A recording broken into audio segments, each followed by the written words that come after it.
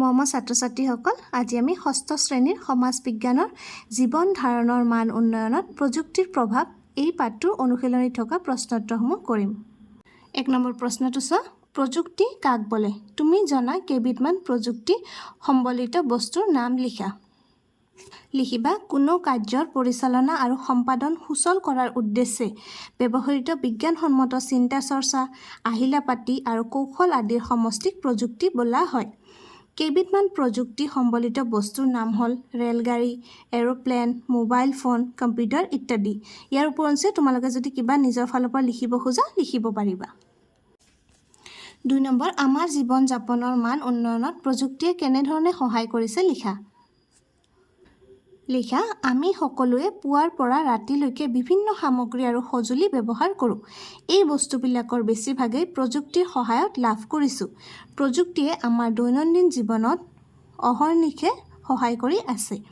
ফলত মানুহৰ জীৱন ধাৰণৰ মান ক্ৰমান্বয়ে উন্নত হৈছে।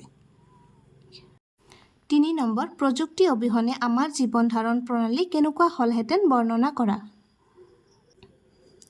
লিখা, প্ৰযুক্তি অবিহনে যিকোনো কাম কৰিবলৈ অধিক সময় আৰু খৰচ বৃদ্ধি হ'লহেঁতেন।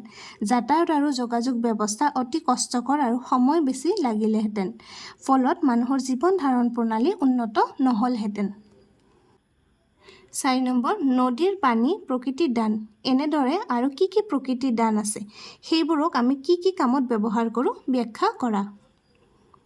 লিখিবা, পানীৰ দৰে সূৰ্যৰ ৰশ্মি, গছ-গছনি, খনিজ পদাৰ্থ আদিও প্ৰকৃতিৰ দান। পানীক জলসিঞ্চন আৰু বিজুলী সৃষ্টিৰ বাবে ব্যৱহাৰ কৰোঁ। সূৰ্যৰ ৰশ্মিৰ পৰা সৌৰশক্তি আহৰণ কৰি বিভিন্ন সময়ত ব্যৱহাৰ কৰোঁ। গছ-গছনিৰ পৰা বিভিন্ন ধৰণৰ আচবাব-পত্ৰ, ঘৰ বন্ধা কামত ব্যৱহাৰ কৰোঁ। মাটিৰ পৰা পোৱা খনিজ পদাৰ্থ বিভিন্ন কামত ব্যৱহাৰ কৰা হয়। 5 নম্বৰ, খালী ঠাই পূৰ কৰা। মানুহৰ অভাৱ কি হয়? অসীম হয়। ইয়াত লিখিবা অসীম, মানুহৰ অভাৱ অসীম। খ নম্বৰ, জীৱন ধাৰণৰ মান ডেছ কৰিবলৈ বিচৰাটো প্ৰতিগৰাকী মানুহৰ স্বাভাৱিক ডেছ। কি লিখিবা? মানুহৰ জীৱন ধাৰণৰ মান উন্নত। ইয়াত লিখিবা উন্নত কৰিবলৈ বিচৰাটো প্ৰতিগৰাকী মানুহৰ স্বাভাৱিক কি হয়? হাবিয়াস হয়। হাবিয়াস, এইটো লিখিবা।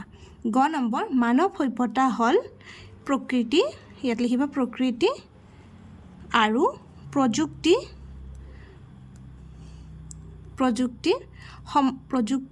সমন্বয়ৰ ফল। তাৰপিছত ঘ নম্বৰ, প্ৰযুক্তিয়ে আমাৰ জীৱন আগৰ তুলনাত অধিক কি কৰিছে? খৰতকীয়া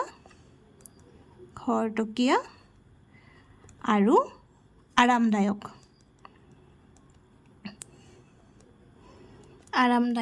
কৰি তুলিছে। তাৰপিছত ঙ নম্বৰ, গোবৰৰ পৰা ডেছ আৰু সূৰ্যৰ ৰশ্মিৰ পৰা ডেছ প্ৰস্তুত কৰা হয়। গোবৰৰ পৰা কি কৰা হয়? গোবৰ গেছ আৰু সূৰ্যৰ ৰশ্মিৰ পৰা কি কৰা হয়? সৌৰশক্তি।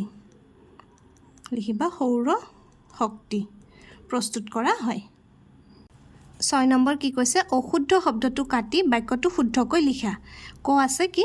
অভাৱ পূৰণৰ উপায় বা আহিলা সীমিত, আৰু ইয়াতে আছে সীমাহীন। ইয়াতে কি হ'ব?